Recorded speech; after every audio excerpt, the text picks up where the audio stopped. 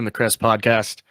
I am your host, Michael David Kreswich. Very special episode here. As you can tell, first time in video. I'm joined by Garrett Bastardi, great friend, college football guru. And Garrett, it's great to see your face here. I got to see it in person last week for the first time in a while, but now it means more. It's like SEC football to be able to talk to you right now, and let the world know kind of who we are, what we look like. But how was your time back in Happy Valley before we jump into the episode? It was good. It was fun. Good to go to a game. We'll be back up at a probably more consequential game in a few weeks when Penn State plays Minnesota, which is shaping up to be a bigger and bigger matchup every week that goes by. But yeah, it was great to be at a Penn State game. First time as alumni, so we had that going for us. That's big, and of course, Penn State storms through Central Michigan. And speaking of a storm, Hurricane Ian's approaching. What repercussions is that going to have on Saturday's kick against Penn State and Northwestern. Yeah, they're a forgettable team right now. They've lost 3 in a row. So, it looks like there could be some rain Saturday. Obviously not anything close to what they're getting down in the Southeast, but obviously there's been a lot of games that have been shifted, either moved up to Thursday or moved back to Sunday. And so I know Florida State, I know the University of Florida, a couple teams in South Carolina, had them shift games around. And, this storm is going to go, through Florida. It's really bad. Then it's going to actually hit the Carolinas and come north. So teams in the Mid-Atlantic, Northeast, Penn State's going to have to, see if they can play a game in some bad weather. They've had some good weather so far this year. So, something to keep in mind. Not like a total washout, but not anticipating a full packed stadium probably for kind of a sleepy Big Ten game, and with some rain in the forecast. Probably Penn State's going to have to create their own energy if they're going to walk through this game with a win. Absolutely. And we're going to talk about the Central Michigan win, the 33-14 victory, preview Northwestern, more of a Northwestern preview, and some takeaways from Central Michigan. But as always, guys, we are brought to you by Protocol Beverage. Protocol Beverage is pioneering spiked protein beverages, born from just a few dudes in Erie, PA, who wondered, why doesn't spiked protein exist? They've changed that. Invention isn't for the faint of heart. Pineapple Pump, Swirlberry, and Orange County were their first flavors available. They have many more now. 16-ounce, 8% ABV, 11 grams protein per serving, uncarbonated, easy to consume. They're great. Like I said, go get them in Pittsburgh. I know they're in State College. They're obviously in Erie. You guys got to try that. Garrett, have you tried one yet? I haven't yet, but I'm looking forward to getting my hands on one here. Next time I'm up, we got to do that. I'll give you a care package. But let's talk about that game. We were both there. 33-14. Penn State forces 4 turnovers. Katron Allen 100 yards on the ground. Sean Clifford 4 total touchdowns. Parker Washington big game. Brenton Strange big game. They won the turnover battle. The only thing that really jumps out from the box score from a numbers perspective is 363 yards allowed by the Chippewas, as well as they had a receiver go over 100 yards, which is kind of concerning. But that kid's a stud in Carlos Carrier. But your major takeaways from Penn State's win to move them to 4-0? Yeah, probably the 2 biggest takeaways for me is the offensive line. I had a little bit of an overreaction, I guess, after what we did at Auburn. Really thought this was going to be a building block game, the Auburn game, and was really kind of disappointed at what the offensive line was able to do against Central Michigan. Hopefully, it was just a minor step back, and we're going to continue to build as the weeks go on. But once again, that's a problem. Penn State really struggles to find consistency moving the ball if the offensive line really isn't asserting their will. So, I look at this box score. I look at 403 yards for Penn State, 363 yards for Central Michigan, 21 first downs for Penn State, 20 for Central Michigan. Time of possession, both even at about 30 minutes each. The difference is Central Michigan 4 turnovers, and Auburn had 4 turnovers the week before. Yes, that's a hallmark of a Manny Diaz defense, but you cannot rely on teams to turn the ball over 4 times. If Central Michigan doesn't turn the ball over, even if they only turned it over 2 times, this is a very uncomfortable game. I was uncomfortable when this game was tied with 2 minutes. 2 minutes and a half. Right. Yeah. Yeah. And so I mean, I told you, I thought Cliff was going to have a really, really big game, and he started off 8 for 8, 2 touchdowns, 115 yards. Um, I was a little perplexed why they didn't. Central Michigan has a decent front. Why they didn't just say, okay, you know what, this is what we're going to take what we can get this game. Cliff's going to go 35 for 50 for 450 yards and 5 touchdowns. They wanted to run the ball. I get it. But the offensive line really just threw a big wrench into everything. And so Penn State this game was equally physical on both ends of the ball. For both when I'm talking about that with Penn State and Central Michigan. So that's a little bit of a concern as we head into Big Ten play. Central Michigan's tough, and we talked about that before. They're a better Mm-hmm. team than Ohio, I thought, and that was Mm-hmm. clear from the beginning. But they're a scrappy team, and Penn State did what they had to do to win the game. Um, let's talk about the offense specifically. You mentioned Sean Clifford. It's kind of funny. The running back trio this year, it's been the Nick Singleton show, but this week it was the Katron Allen show, and I think that's great that we have the ability to have three guys that can really just burst onto the scene, light up defenses. He impressed me, but Brenton Strange 2 touchdowns. Brenton Strange is kind of like everyone's afraid to compare Nick Singleton to Saquon Barkley. I'll say right now, I think Brenton Strange is better than Pat Freiermuth and Mike Gesicki. I think the playmaking ability, I think Gesicki has him beat, but Strange blocks better than Gesicki, and I Both of think he's them. a better playmaker than Muth. Yeah, and like Mm-hmm. I don't think it's crazy to say he'll be one of the guys lighting it up on Sundays because before this year, Gesicki was, I mean, he's still having a decent year, but he's a playmaker. He's like a kind of the same build as Strange, not necessarily the prototypical tight end, but he can make plays. But every week it seems that like we don't overshadow I'm sorry, Strange isn't overshadowed. It's just so much talent and the storylines just they kind of get overlooked. And but he's a solid playmaker. And it was kind of the Parker Washington show, 6 catches, 54 yards for him. But it's nice to have a plethora of playmakers in this offense. Do you think this offense, in terms of being listed on paper, do you think it matches up with Ohio State, with the Ohio States in the country? Do you think outside of the quarterback position, do you think it's up there? I think that from a skill position standpoint, I think the talent gap is closing. Ohio State is I mean, they're a different machine when it comes to Michael offense. Garrett and Julian Fleming just sitting on their bench. Yeah, yeah. And you have Jigba; he's not even playing.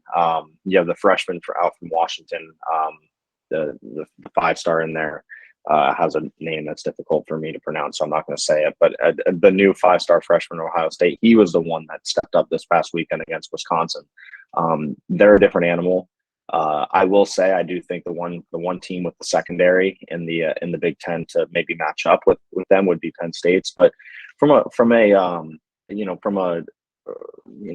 matching apples to apples, I guess I would say that the talent gap is closing a bit. CJ Stroud is obviously a Heisman contender for Ohio State.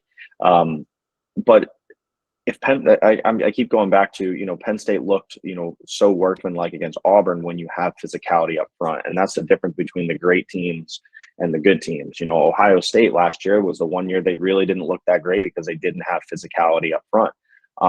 They've made it a point that this year that they're going to do that. The Georgias, the Alabamas, they can step up and say, hey, it's 3rd and 4. Everybody in the world knows we're going to run it on an obvious running down. We're going to run it anyway for 7 yards. Penn State, in order to make that leap, it needs to be able to do that. It looked like, wow, they did that against Auburn. This is a big step. They took a step back this past weekend, but, not going to put all the, eggs in one basket look at Auburn. They're the greatest offensive line ever. Look at Central Michigan. They're not that great. They're probably somewhere in between right now. But to answer your question, I don't think we're at Ohio State's level yet. I think there's a lot to go. They're a machine. And it's just like you said, both sides of the ball. Penn State really pivoted the way, I don't want to say pivoted the way they recruited, but they went after athletes. They were able to bring in these highly talented guys that really can transform a program. Obviously, starting off with Joey Porter Jr. right now, who leads the country in pass breakups. In their entire secondary, they have 3 of their guys. Keaton Ellis is like 12th right now in pass breakups throughout the country. I mean, that kid's growth is insane when he stepped on campus a few years ago to where he's at now. But it's just, Mm-hmm.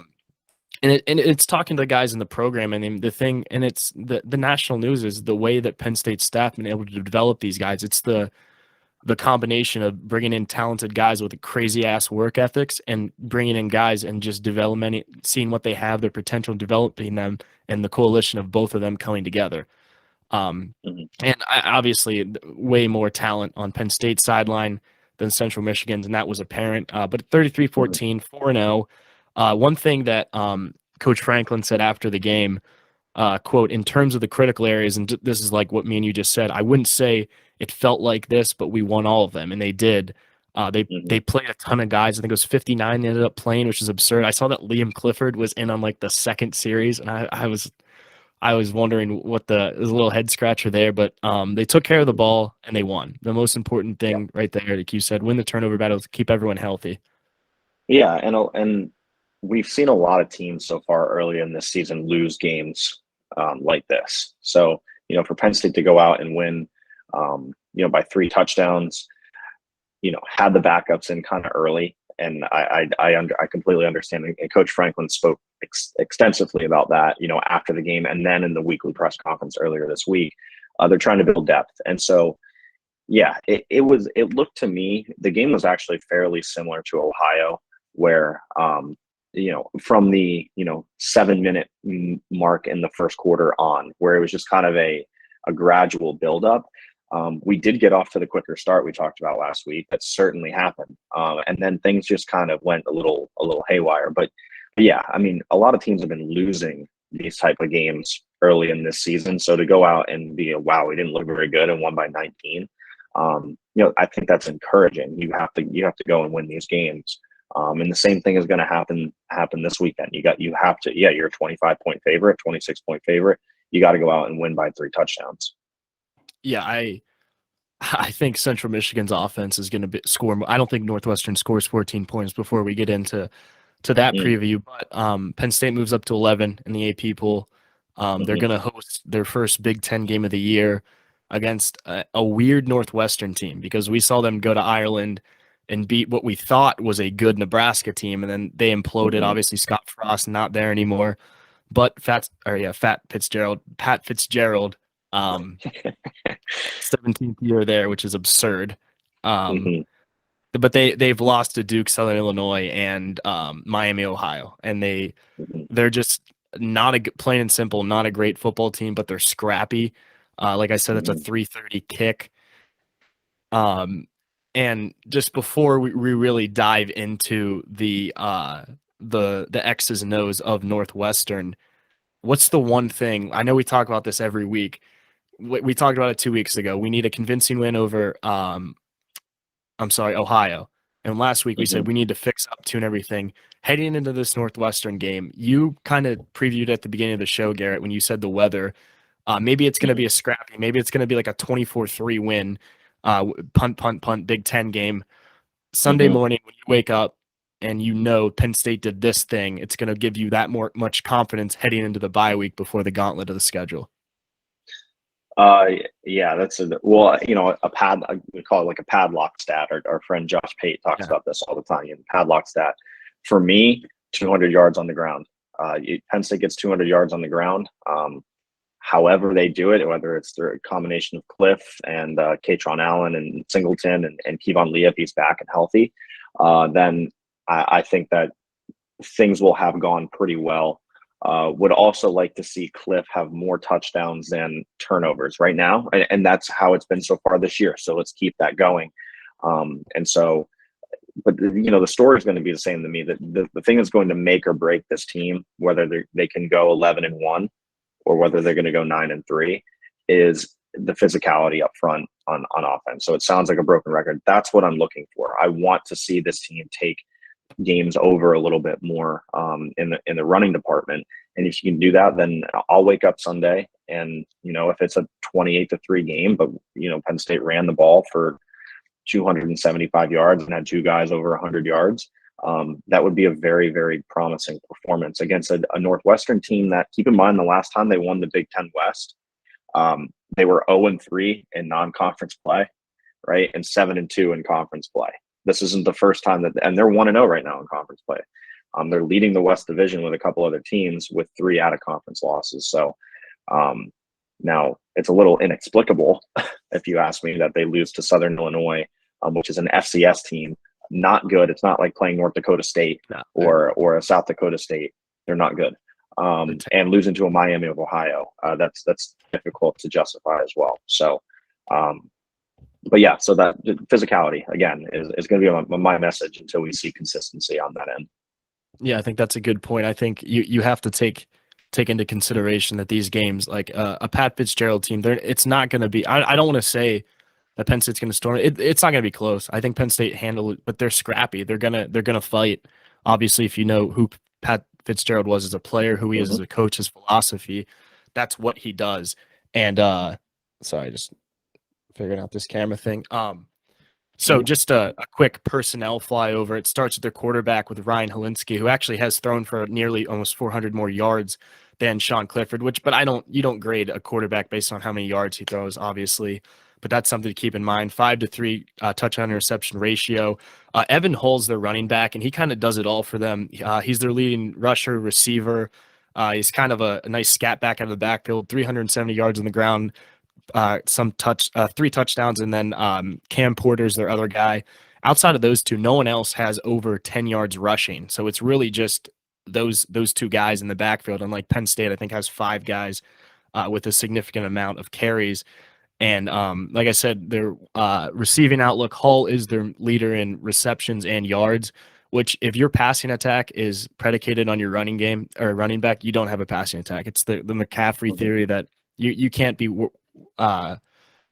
you can't lean on your running back to be your guy there, but they do have a pair of 2 talented receivers in Malik Washington, who has 300 yards and a touchdown, and then the Illinois transfer, which I don't know what it is with these Big Ten transfer portals, but it seems like every team Penn State's played this year, it's had like the Purdue game, they had the interior lineman from Penn State who played for them. But Danny Navarro has 107 yards and 2 touchdowns. Their defense has 4 interceptions in 3 games, just like Penn State. But it's weird because there's kind of an asterisk there. Xander Mueller, their inside linebacker, leads the team with 2 of them, which is kind of the most Northwestern thing ever. And they bring back 5 on their defense. Actually, 9 starters on their offense are back. And like you said, do you have where the number's at now in terms of the spread? Do you have that pulled up by chance? Yeah, it's right now it's 26.5. Okay. And how about over under? The over under 52. Okay. So there it is. Just a couple quick notes. Northwestern's 5-14 since 2003 against Penn State, but 5-6 against the spread with a few pushes. In the last 10 years as a dog, Northwestern's actually 21-12 on the road as a dog. So just before you lay any money out there, and always bet responsibly, of course, if you're looking for a side there. We got to start holding each other accountable. That's probably my job. I should keep track of the first touchdowns, the over-unders, because we gave out a few last time, and I didn't go back and write that down, but we're going to track it now.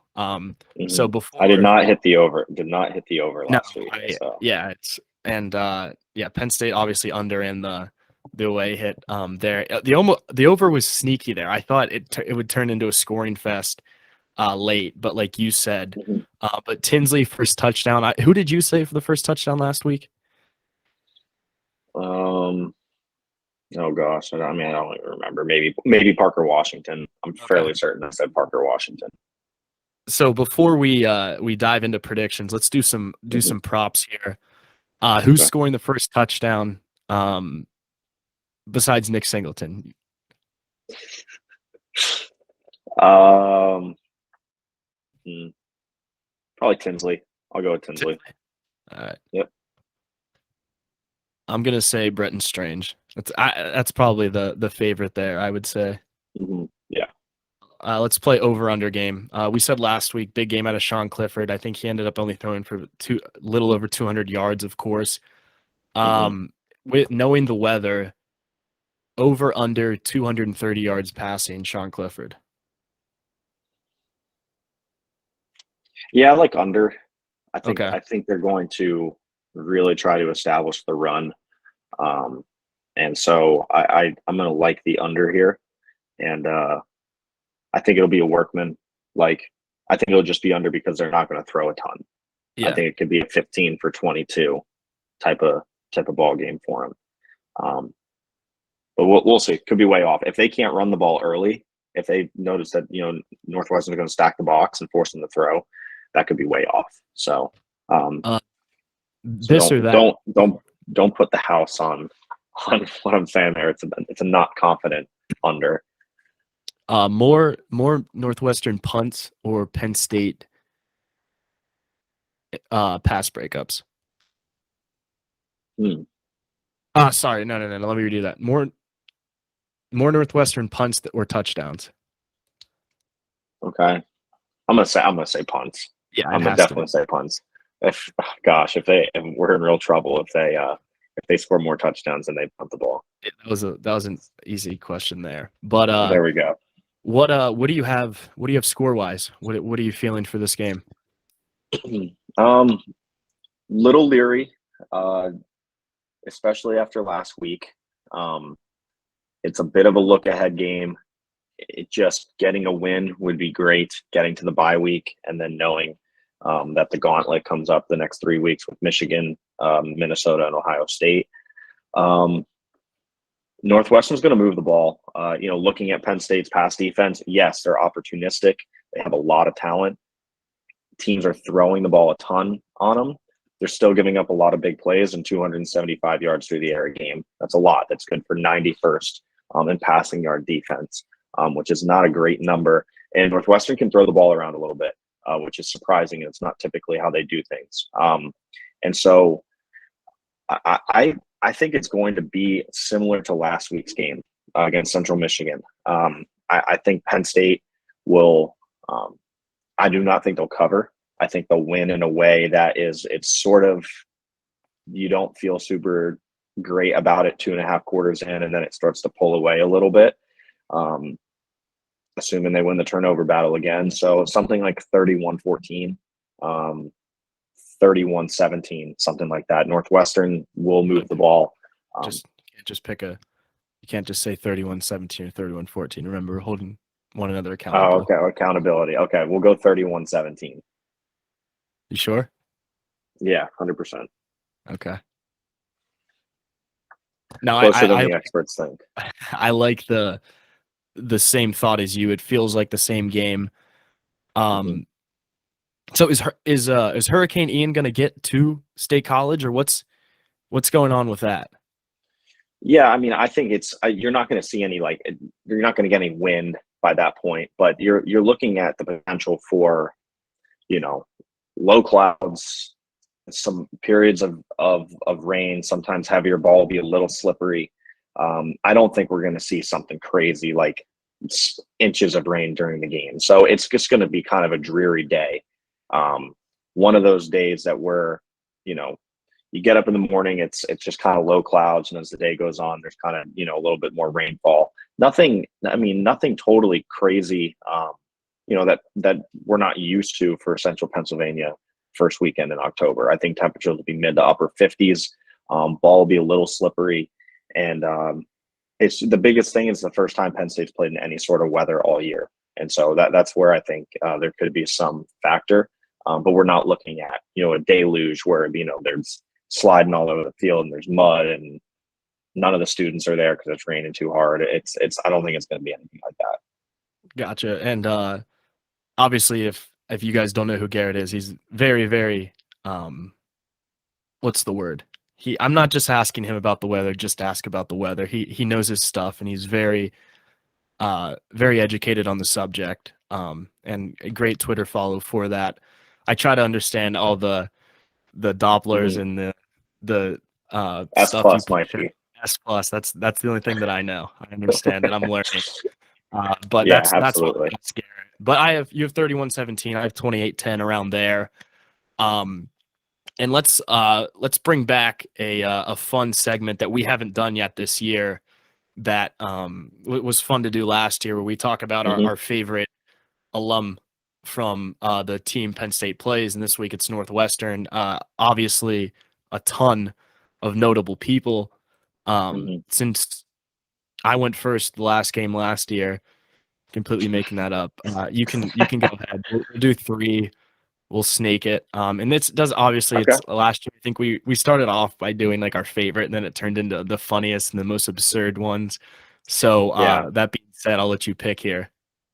Okay. I'm gonna go as as a big uh, Game of Thrones fan. I'm gonna go George R. R. Martin as my first pick, Okay. the author of that universe, and hoping he finishes the last book here so I can get the taste of the last season of Game of Thrones out of my mouth. But George R. R. Martin is going to be my first pick here. First one off the board. How about Robert Todd Lincoln? He was the eldest son of Abe Lincoln. Wow. Only one of four sons to live to adulthood. So he's my number one pick for sure. Okay. There we go. It's a snake draft. No, you can go ahead. Okay. I'm gonna go David Schwimmer, Okay. Ross from Yeah, Friends. of course. Yeah, he's probably him and Joey. It's close. I say he's my favorite characters in that show. But I'm gonna go old Dave Schwimmer as the second pick is my favorite Northwestern alumnus. Okay.